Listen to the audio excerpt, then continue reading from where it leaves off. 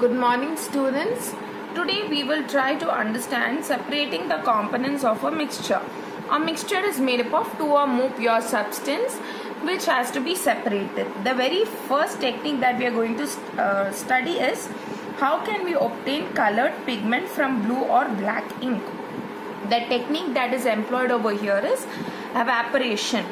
We have taken a beaker. In that beaker we have added water. This in turn is placed on a table and there is a burner below it. Right on top of it there is a watch glass which has got the dye or the ink. Now what is happening is, as you are heating up the beaker, the water starts evaporating from the ink. So what is left behind is just the ink.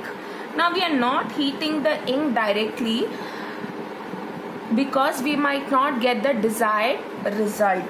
That's why we are heating it indirectly. We are placing it on a beaker.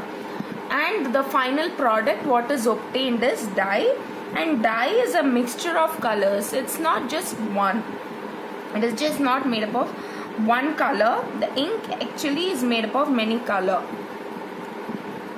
Now this technique is used to separate the volatile component from its non-volatile solute by evaporation. It means ink has got water as solvent. That is volatile. What is non-volatile component over here? It is the ink. Hopefully this experiment is clear. We'll move on to the next experiment. How can we separate cream from milk? Now we can separate cream from milk by the method of centrifugation. Now centrifugation is a density gradient technique. Centrifugation is an apparatus or centrifuge.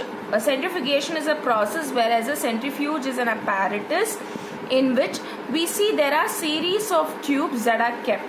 In those tubes we are adding the sample, and when we switch on the apparatus it spins at a really high speed.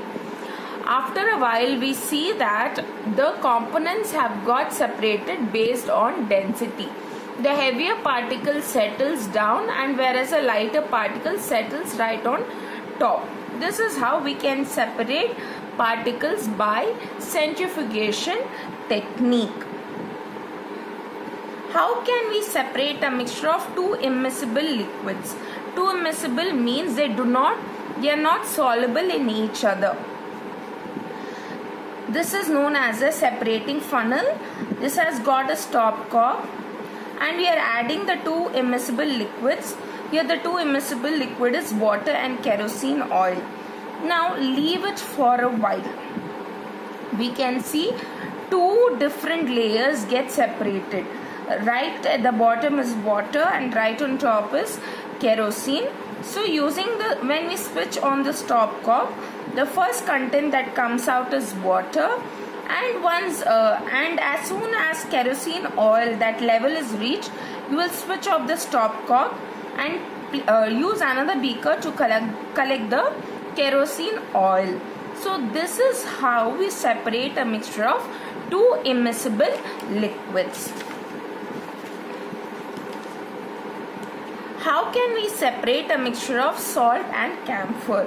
This I have explained to you several times by a method of sublimation. We have taken an inverted funnel, placed a cotton plug right on top of it, and there is a camphor and salt, and this is placed in a china dish, and this in turn is placed on a stand and we are heating it. Now what happens is, the camphor undergoes sublimation. That is, upon heating it is directly getting converted to a gas. A solid is getting converted to a gas. So, and slowly as it vaporizes, we see that the solidified camphor gets collected on the inverted funnel. Now what is left behind is a salt. Next is chromatography technique.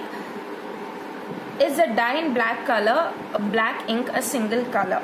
Now for this we need a strip of filter paper, and 3 centimeter above we are drawing a line by pencil, and right in the center we are just spotting a drop of ink.